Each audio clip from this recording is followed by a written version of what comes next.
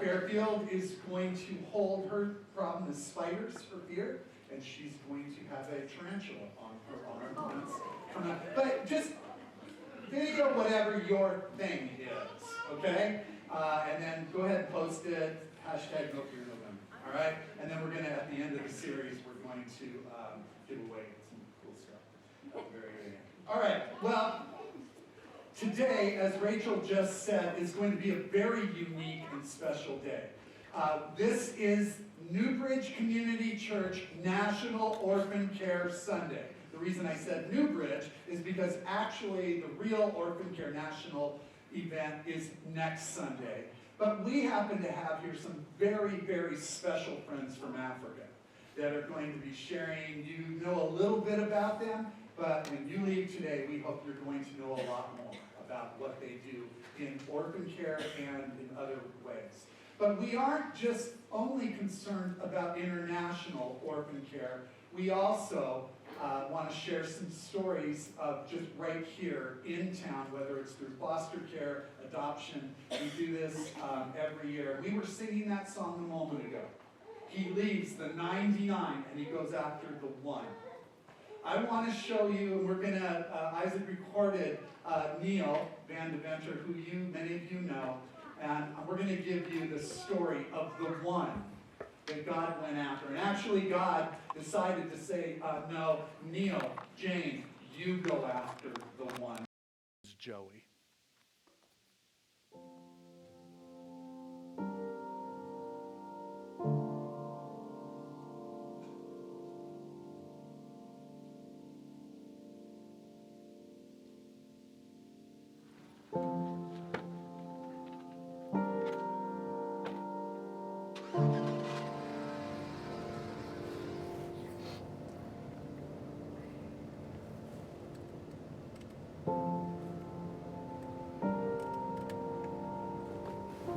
From the time we first started having kids, I've always had the fear of a child dying while they're in my care. That was not real conducive to my ministry of foster care. I had a good friend in high school and college that lost a baby in SIDS, and watching him go through that, I was wondering how I would handle such a thing. It would be devastating, I know, but if I would be able to handle it. We have a story of a little boy, Joey, that my wife got a call for back in December of 1999, and he was a little boy that was gravely ill. Only expected to live a couple of months, and she asked me, can we take him? They want him to leave the hospital, so he spends his last couple of months in a home. And my initial response was, there's no way. You know, I made a list of pros and cons, and there were very few pros and a whole bunch of cons that just something I wouldn't be able to do. And so I prayed about it and basically told the Lord that that I wasn't going to be able to do this, even if he wanted me to. It was just something I couldn't do, and I hope he wouldn't be too mad at me. And his response back to me was, yes, you're going to do this. And so I couldn't say no.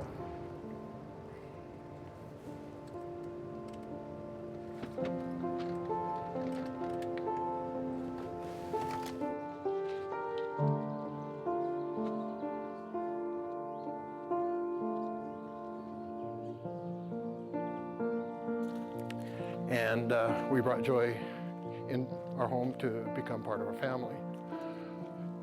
He was, at the time we were in a 1,060 square foot home, 3-bedroom, 1 bath. And he had a nurse because he had to be monitored 24 hours a day. So we had a night nurse come into our home, and our front room in our little tiny house became his hospital room. He had oxygen and feeding pumps, and all of his equipment were in their front room. And but we managed. And at 6 months of age, the doctors were surprised that he'd lived that long, but he was actually starting to show some awareness of his surroundings, which they didn't think he would ever be able to do. He was cortically blind and bedridden and had cerebral palsy and several other issues. And by his first birthday, it was obvious that he was going to live longer than 2 or 3 months. And he at that time was starting to be able to be calmed with our voices. He recognized us, and the nurse loved to have his nurse sing praise songs to him.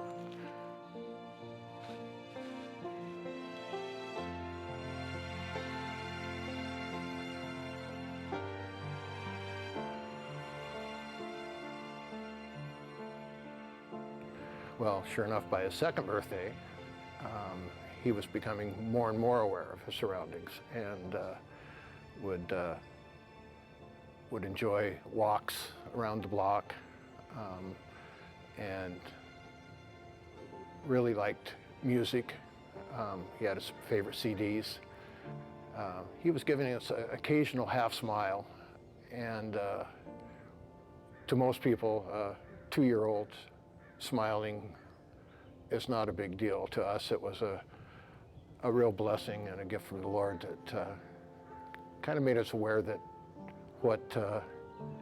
we were doing what the Lord wanted us to do, and it was part of his plan. And by his third birthday, he was really becoming aware of his surroundings. He would laugh out loud. He would turn to the sun when it was shining through the window, and was really seeming to enjoy life the best he could. And we were enjoying having him. My wife he had a huge impact on our family and even the community. Our kids had to sacrifice a lot of our time because we had to spend so much time with him, but they were willing to do that, and I think it made a big impact on them. Jane would take Joey to high school health room classes, and our hope was that they would see the devastation that drugs can do, especially while you're pregnant. Joey passed away on Christmas Eve in 2002, just after his third birthday. Very rough time for us. He took his last breath in my arms, and that was something that the hardest thing I've ever done in my life was to watch him pass away. He was such a huge part of my life, and people would ask, would you do it again? And my response is absolutely. Even though I'm afraid of doing it again, I would do it again, because it was so obvious that he was part of Lord's plan for our family, and that there was a reason for him to be on earth. Is the fear still there? Absolutely, it is, but it doesn't keep me from doing what I know the Lord wants me to do. I know he will support me and get me through any of these rough times.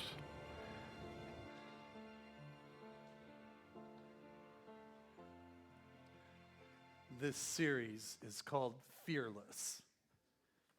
And I think you just saw one of the greatest examples of this. Does it mean that I'm absolutely fearless? I fear nothing. Or does it mean I fear less one thing than another?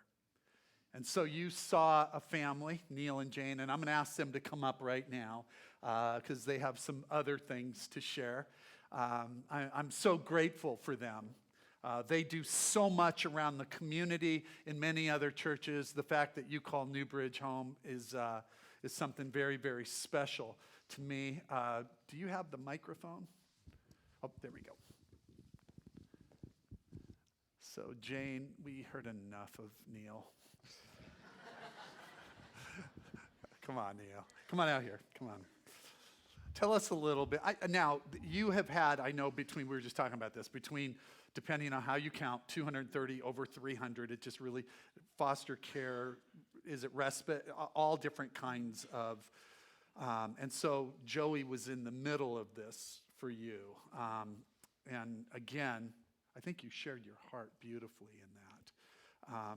But what does this mean to you as far as what you guys do? Because most of us can't even fathom those kinds of numbers. And so help us kind of why do you do what you do?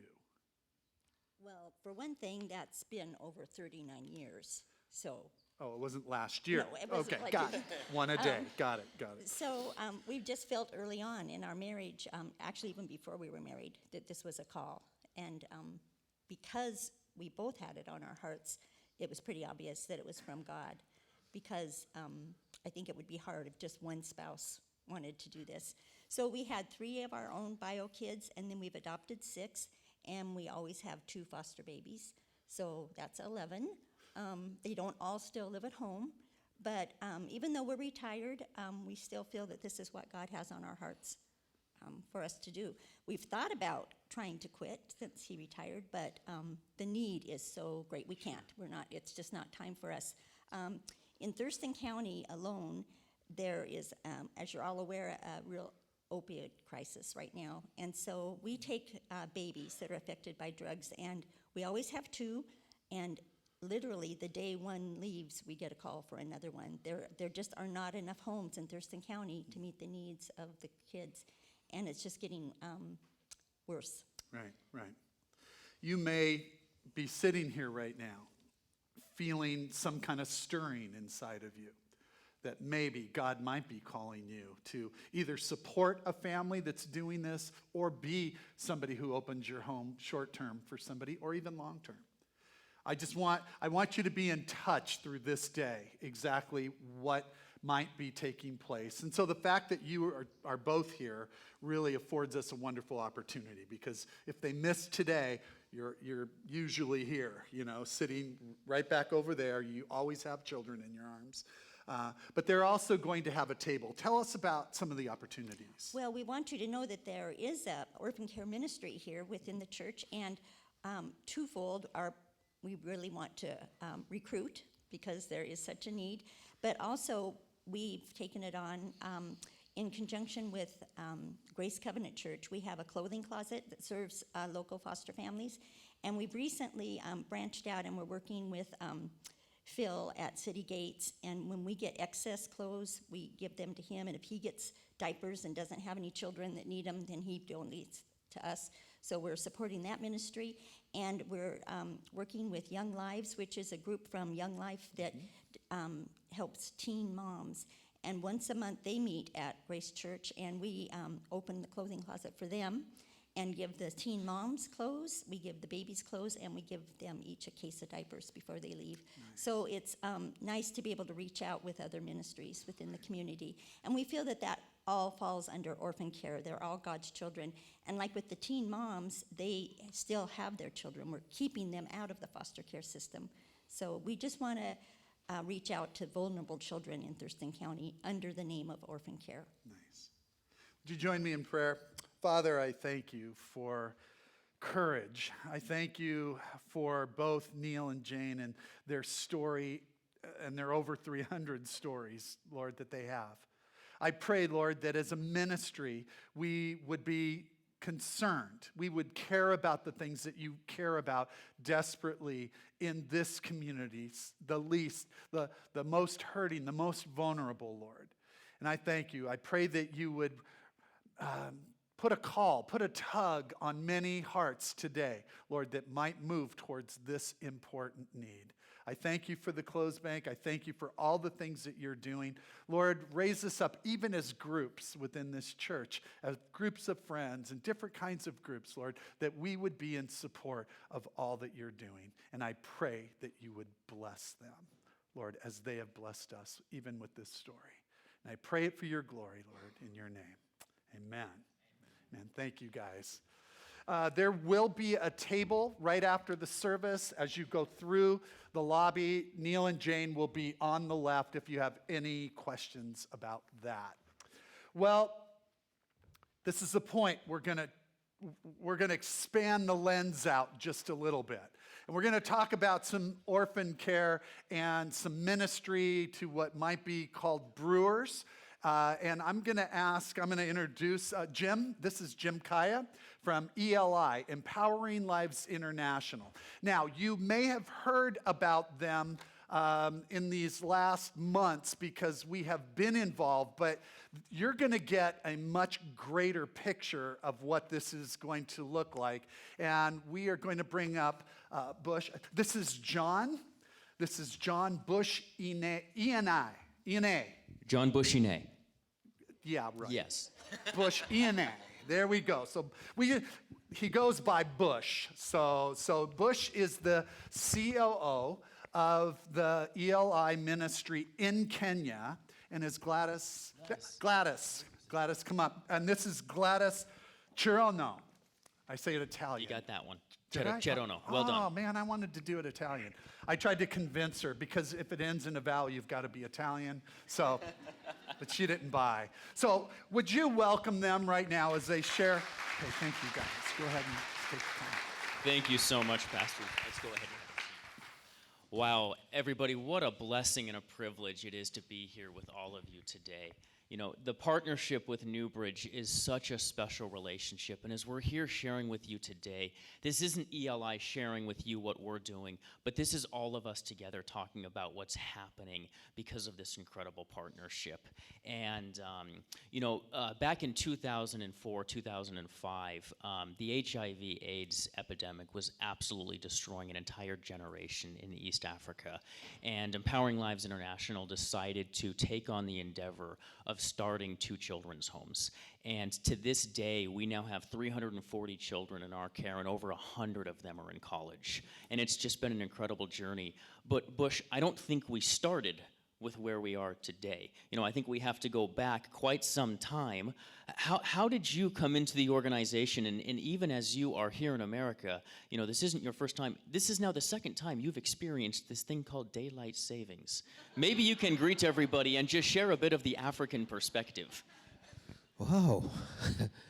Good morning, all of us. Yeah, my name is, as you've heard, I am called John Bushene. I'm the Chief Operations Officer in Kenya, and I'm glad to be with you this morning. Yeah, as you say, Jim, I was wondering, yesterday, Jim told me in the evening, Bush, you need to prepare because you have to wake up very early in the morning tomorrow because it is going to be a different day. I told him, why? He said, Americans are going to be changing hours. And I asked him, how do you change? How? Are you becoming like Joshua in the Bible where he was telling God, please stop the sun so that it can't move, and then we can still go on with the war? He told me, no, this thing is real.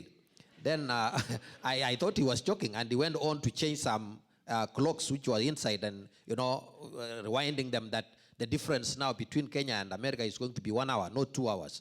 Then I told him, are you crazy, Jim? What are you doing? He said, yes, I mean. Then for real, when I woke up in the morning, because my phone is really changing automatically, the difference between Kenya and US was 1 hour. Then I said, wow, this is really a superpower nation. I'm now coming with reality, with a superpower nation which can really switch hours wherever they want. So I think, Jim, this is, I'm still wondering how it happens, because I didn't know men can at least adjust hours to fit their situations. But it is happening here in US. Thank you so much for doing that. I think it is great. And I hope one day it will happen also in Kenya, so that we can create some more hours to work. Yes. So Bush, here you are as the Chief Operations Officer in Kenya, but again, you didn't start in that position. How did your journey begin with the ELI? Thank you so much. Back in Kenya, I have been a teacher for 15 years. I was a principal of a very successful school, and I led for 15 years. And while I was still teaching, one of my friends called David Tarus, I was teaching his kids in the school I was teaching.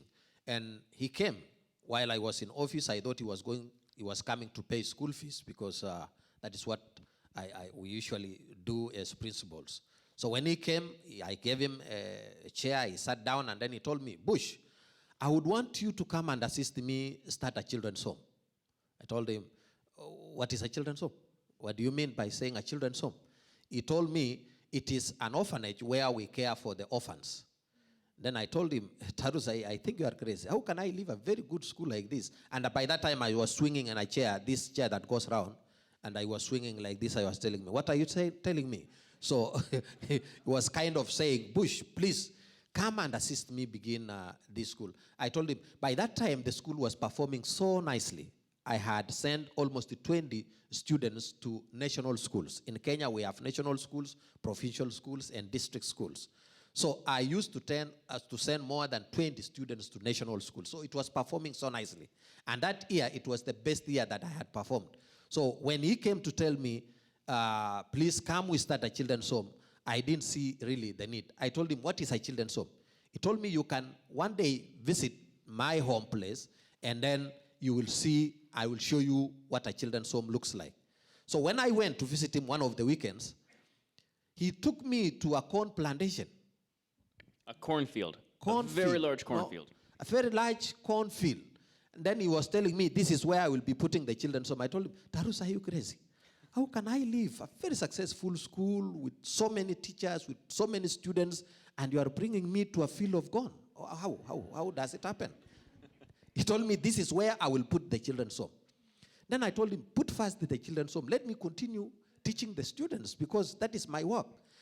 And when I went back home to share with my wife told me, hey, you can't do that.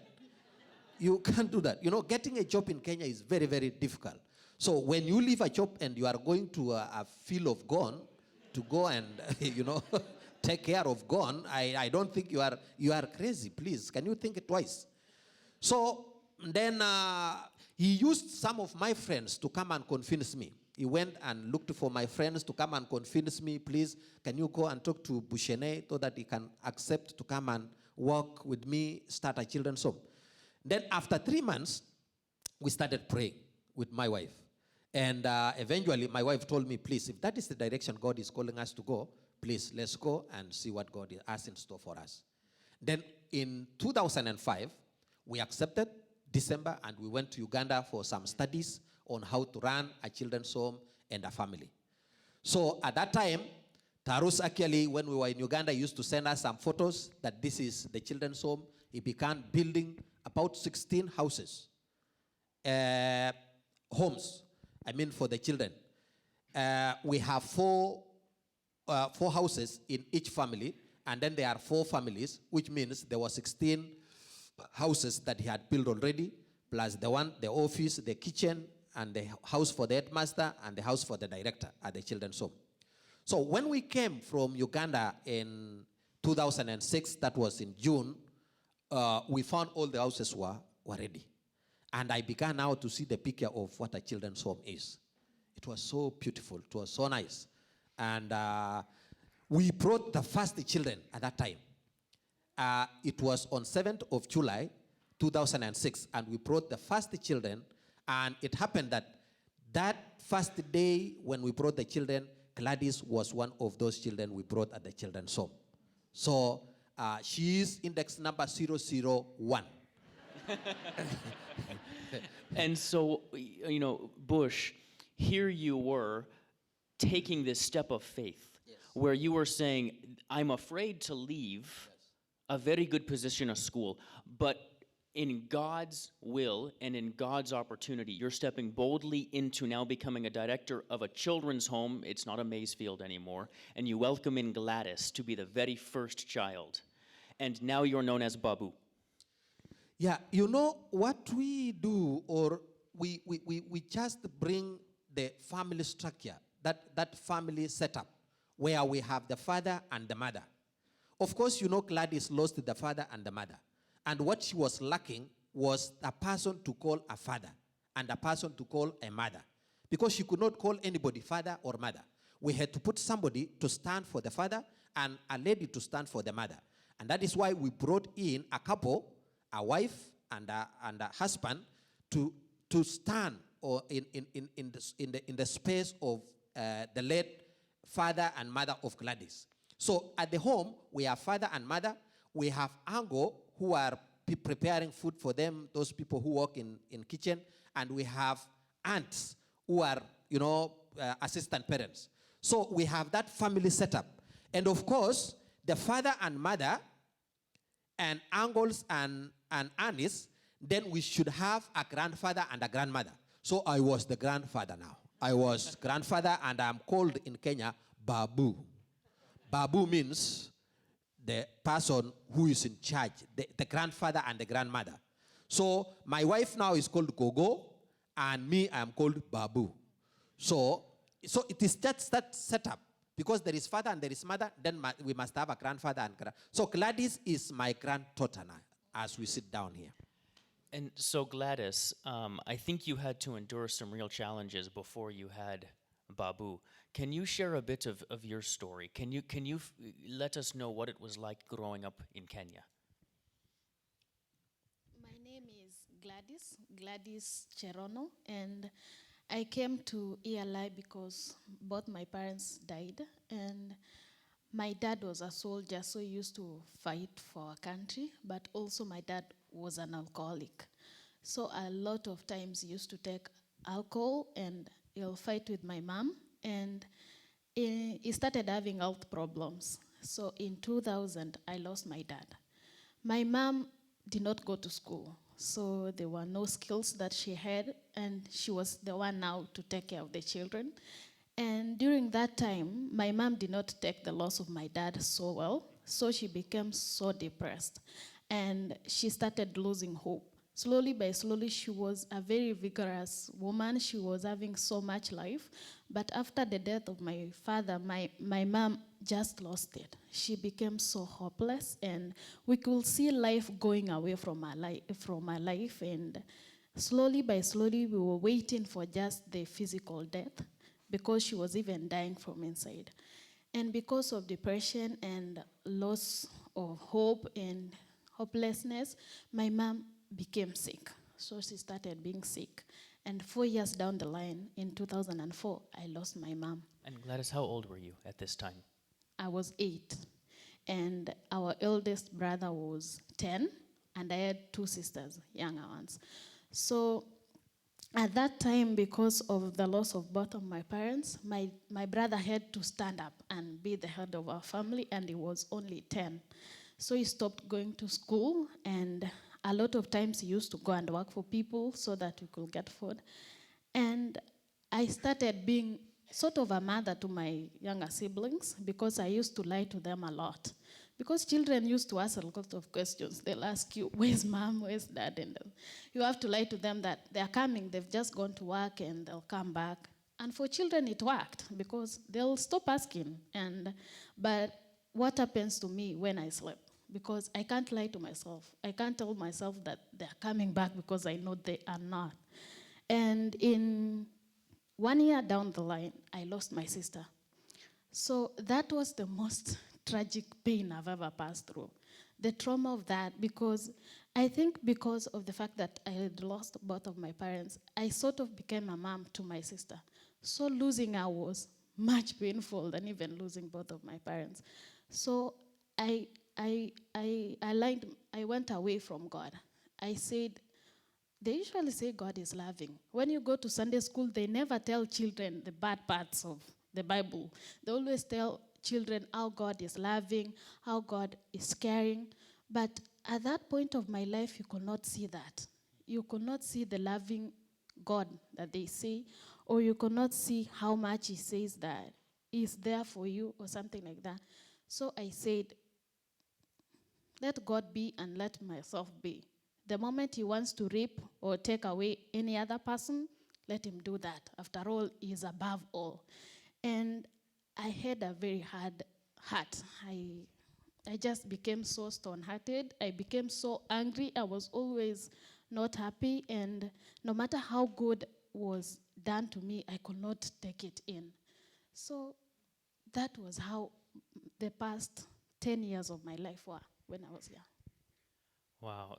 So I've Gladys, it's such a heart-wrenching story, and knowing that there are so many children who have had to encounter this and are still encountering this. And we've heard Gladys share about how her dad was an alcoholic and how her mom didn't have any skills, and hopelessness was not only in Gladys's life but was in her mom's life. And in this situation where you have, so many fathers in East Africa didn't get to finish even elementary school, and they don't have skills, and so they try farming, but it's not working, and soil fertility is decreasing, and harvests are decreasing, and they can't put food on the table, and they certainly don't have enough to be able to generate any income to buy food or to be able to send children to school. So they become depressed, they become discouraged, they become frustrated, they become ashamed and embarrassed to even be around their families because they don't know what to do. Women see that their husbands aren't able to be productive, and they begin brewing moonshine, a toxic 70 to 90% alcohol, and they're selling it for sometimes a nickel or a dime. And these husbands begin drinking it because the women are supplying it. And then the demand is bigger, and so other women begin supplying it. It becomes this vicious cycle that is apparently unending. Dads don't know what to do. Moms don't know what to do. Children are no longer going to school because they're helping mom brew so that mom can try to make more money to send the children to school, except the children are working for her. And then the police begin to raid. And now the mom and the child are afraid of the police. They're afraid of the pastors. They're afraid of the chiefs. They feel stuck, they feel hopeless, and the cycle continues, and it goes on, and it goes on. We have a video that can share a little bit of this backstory for you, so we'd like to play that.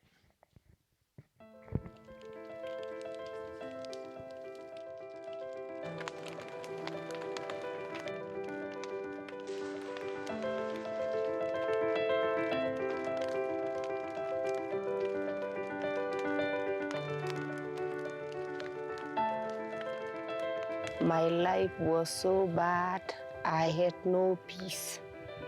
When you sleep, you cannot sleep without clothes. Because when they come at night, you run. You know they cannot shoot you.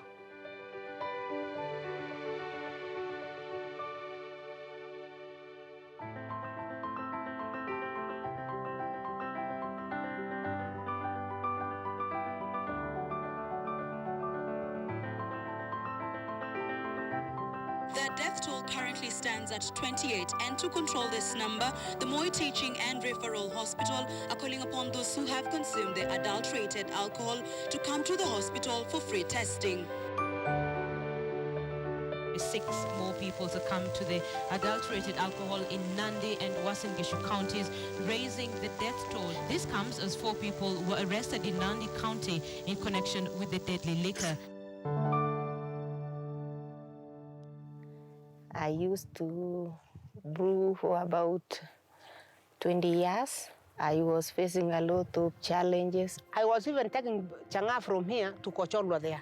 Every morning, I take my 10 to 20 liters of changa.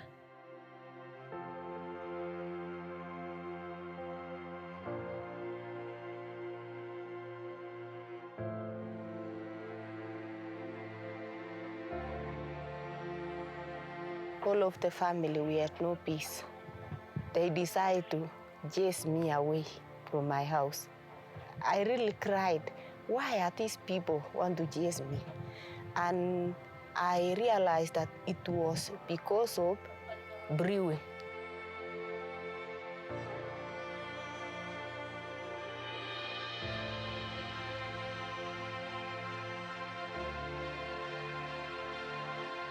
When I was brewing, no friend. I was just myself. When you sell changa, there's a lot of money there, but no peace. This brewing makes me and my people to not come together. Till one day, I heard it about ELI.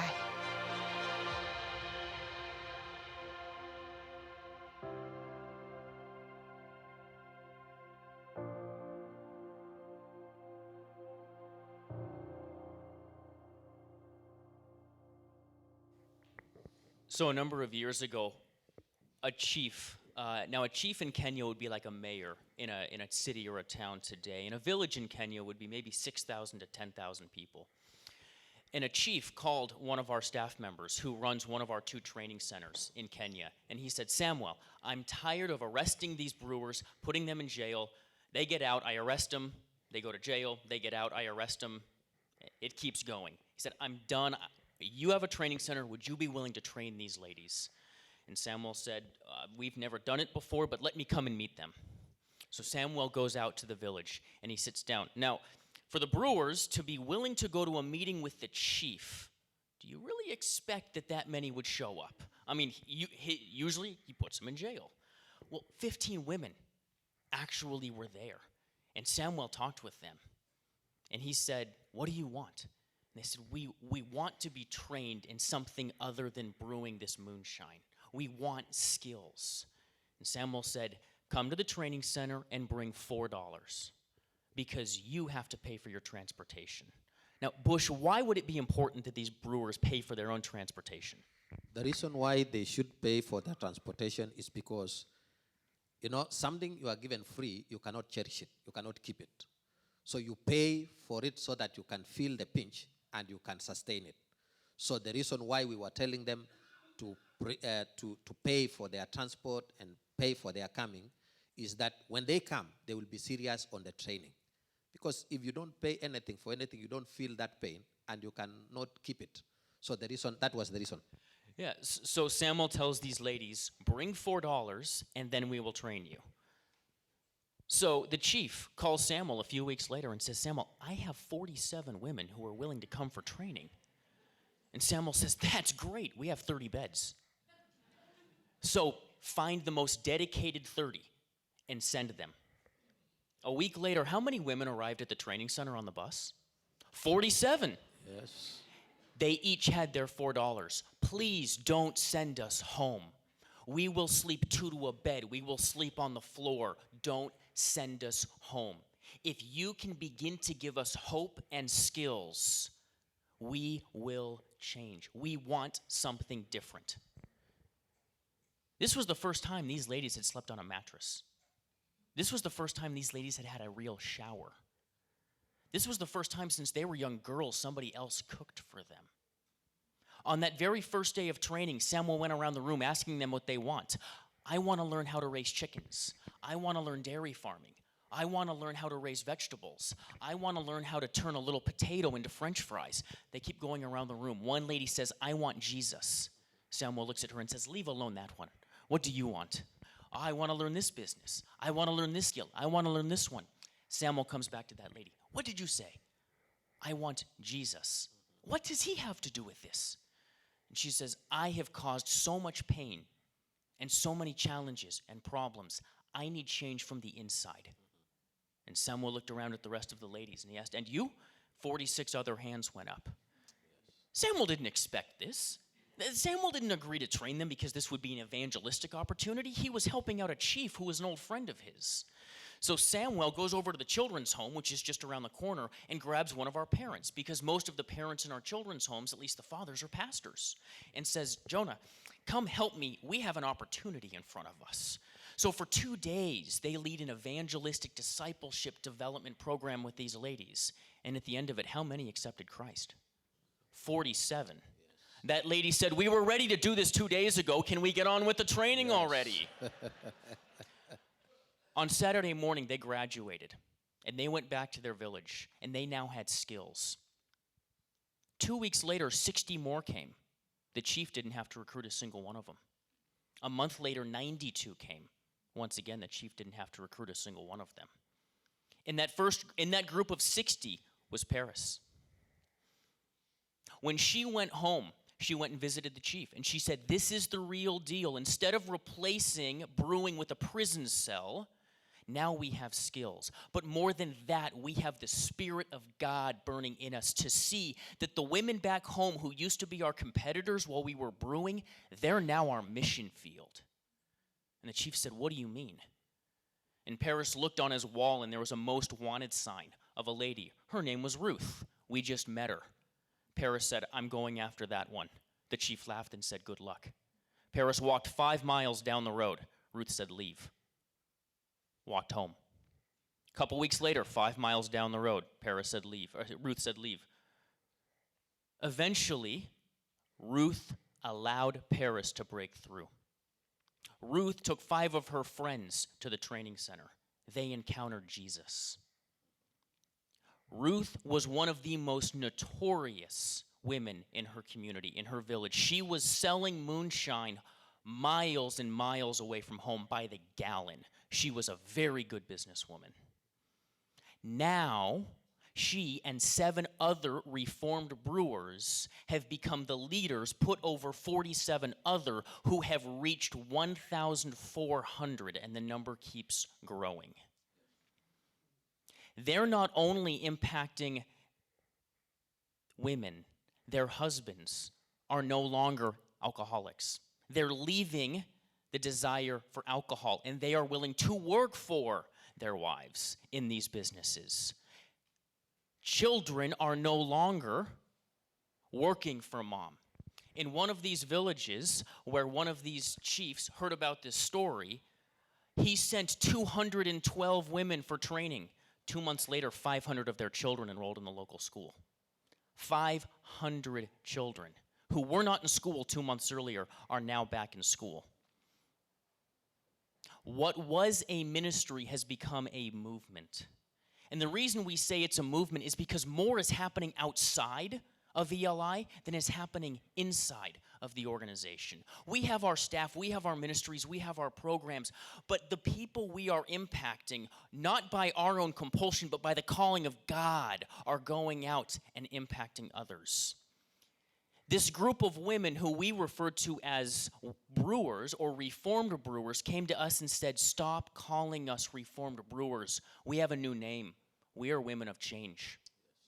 Their husbands are saying, and we're not recovered alcoholics, we are men of change. Ruth's story is broadcast on national television every Sunday because the idea of a brewer leaving brewing and becoming a successful businesswoman is the ultimate underdog story in Kenya. A chief saw this on television, and he sent his assistant to come and find this. Now, the chiefs and Bush, even governors, isn't it? Even governors are interested in this. Yeah, they're interested. You know, we have this governor of a county called Tolkos is very, very interested about the program that is going on. And he has always been coming during the graduations of the brewers, women of change. He has been also sending them. He has been focal in the county, talking about Empowering Lives International.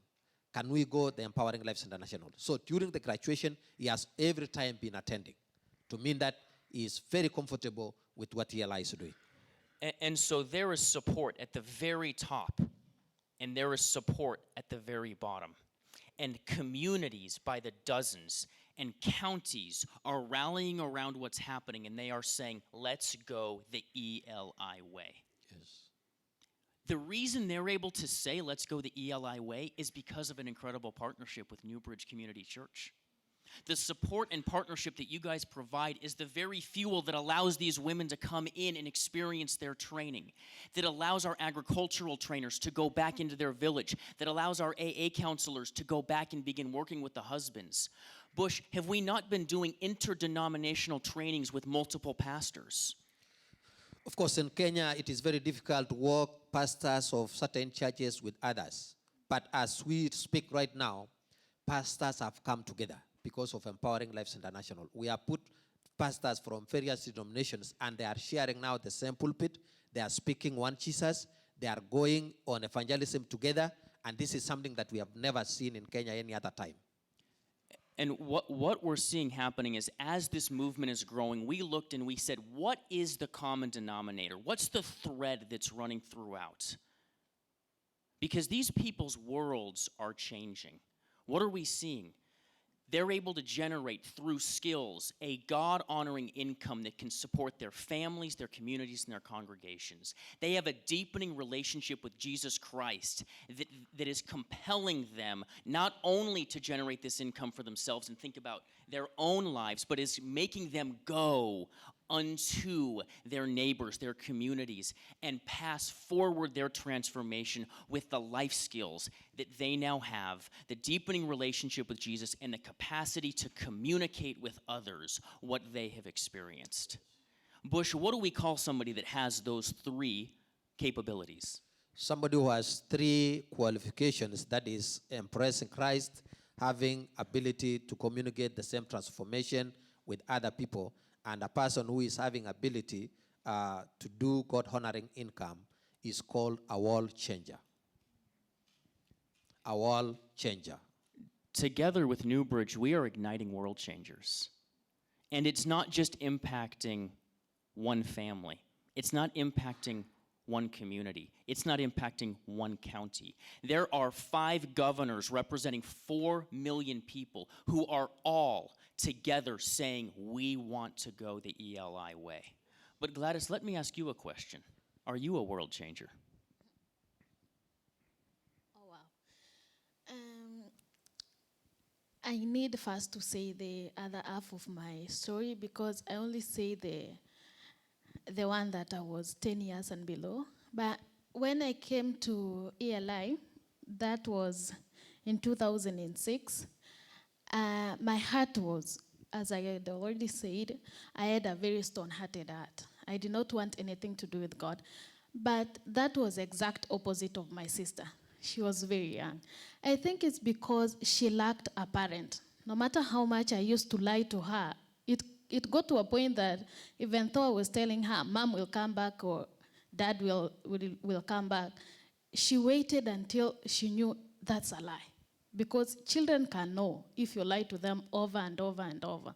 So getting to keep quiet and finding a father and a mother figure, that was everything. My sister, I like calling her Naomi.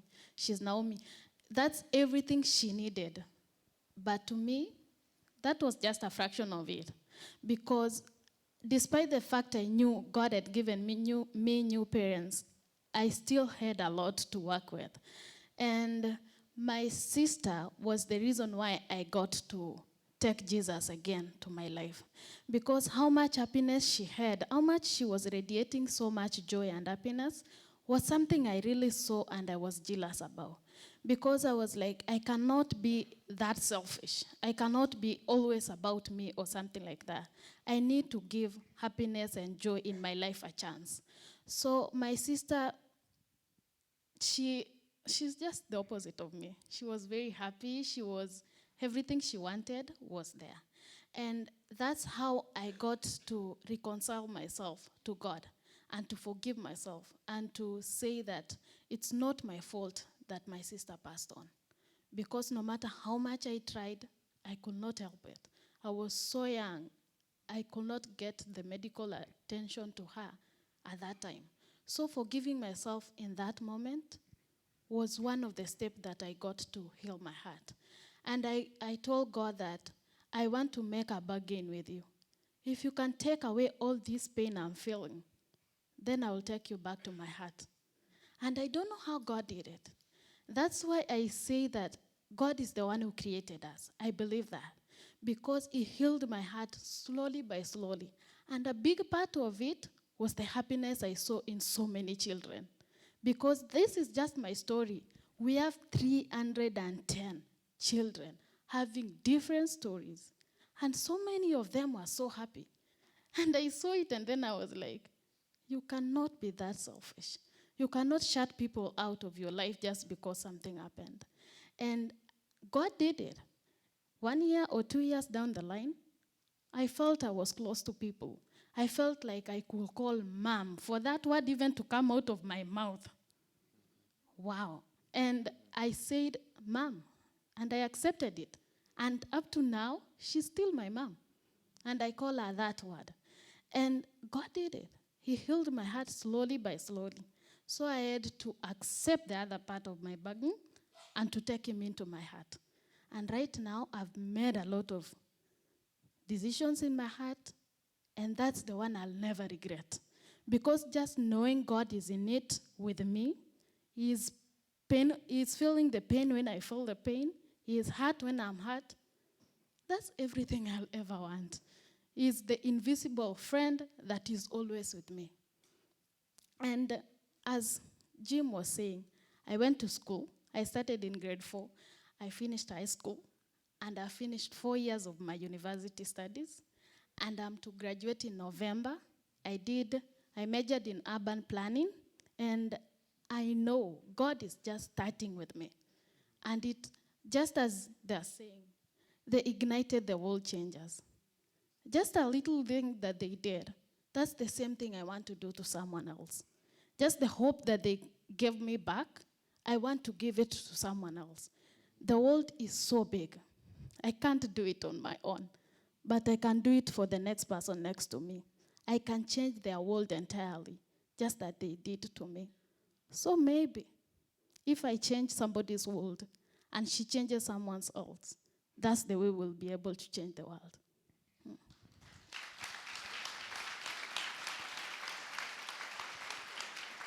So, Empowering Lives International, together with you guys, is able to not only care for incredible orphans like Gladys, but through incredible and dynamic training programs, prevent orphans from becoming a reality as moms and dads are reconciling and communities are beginning to change from the inside out. And we have a final video that we want to share with you guys. You know, giving a hope and new light. That's what Empower Lives is doing. It's just to bring out people who had no hope. But right now, they are world changers. I left brewing 2015, and the first thing I do, I love Jesus. And then I started going to church and telling other people these things are not good. Then I started doing business. They come to find hope, and not only hope in Christ, but they also learn new business skills. They come for alternative skills because now the brewing is gone, they found Christ, and now their families is trying to transition to a new business idea.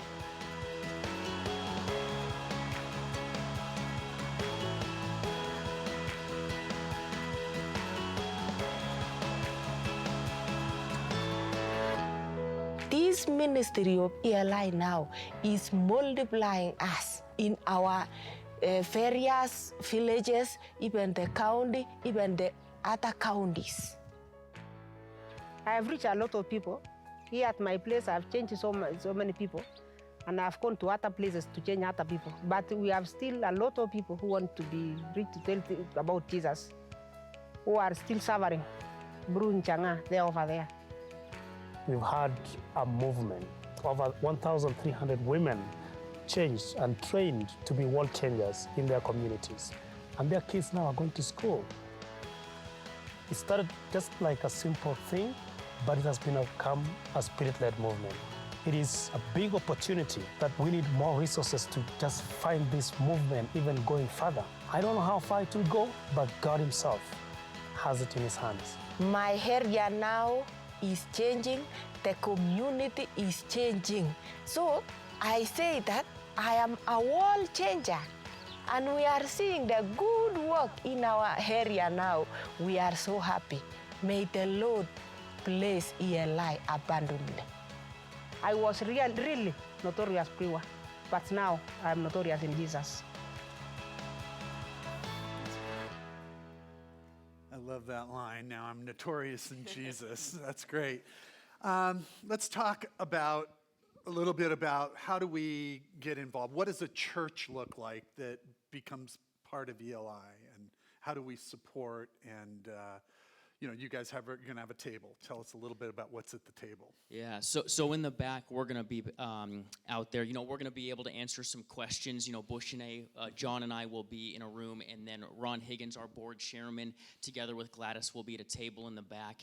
And there are so many ways to get involved. We have orphans that can be sponsored, but we also have, the chance for people to support women and men to go through this life-changing training. And so back at the the table, you guys can ask questions and encounter what it looks like for yourselves to be able to further embrace what's happening, even invest into it, and then even get some materials to begin advancing this through your own networks. You know, as somebody would say, when I go and I watch a good movie, I tell my friends about it. And so we would, if you feel touched and encouraged by what you've heard tonight, or excuse me, today, please feel free to share it with other people. The website, they can go on. Yes. And so you can pick where it is. You can go get that at the table, stop there. And then if you scroll down in this, you can see all the different things. These are some other videos that we just, like the ones we just saw, that will tell you how to get involved. You can become involved with the prayer team. This one, we're going. We're going to be going to Kenya. We're sending a team from Newbridge in February. And then hopefully other teams from this church are going to be going to just see exactly how we can be involved. We're excited. Maybe you know this, but every time you purchase, it's one of the only things we ever charge for here at Newbridge is our cafe. And the reason is because 100% after we pay the cost, which are pretty cheap, 100% of those funds go to ELI. So every time you're doing that, I want you to know that. Also, for us as a church, you know that our goal is to give away. Inevitably, we want to give away more money than we keep. So we're trying to give away, on the road to giving away 51% of everything that we receive. We're at about 30% right now. So in these we've been involved with about a year and a half with you. Mm-hmm. As a church, we have given over $30,000, and that's also with And so I told Jim, that's not even trying, okay? I mean, we have done nothing direct with you as individuals. And so don't worry right now. There's a lot that's coming. We wanted you to just get educated today. And also, don't forget about in-house, what's happening right here in Olympia. Mm-hmm. I'm going to close with prayer, and they'll be in the 1025 room. If you have very specific questions, please stop in or stop at the table. Yeah, and we also, back at the table that's going to be out in the lobby, we have some interest forms. If you guys, you can let us know on there, at the bottom of the card, if you would like to become a prayer warrior with us, if you'd like to receive dynamic updates from us, either in email or in print form, if you're interested in going with Mark and the team to Africa at a point in time, please let us know. We want to be able to be in relationship with you. That's what this is all about at the end of the day. This is an opportunity for us to walk together as we interact cross-culturally, as we interact with a greater kingdom of God coming on earth as it will be in heaven. Amen. Sound good? There's going to be a line at the table. Okay, let's all stand right now.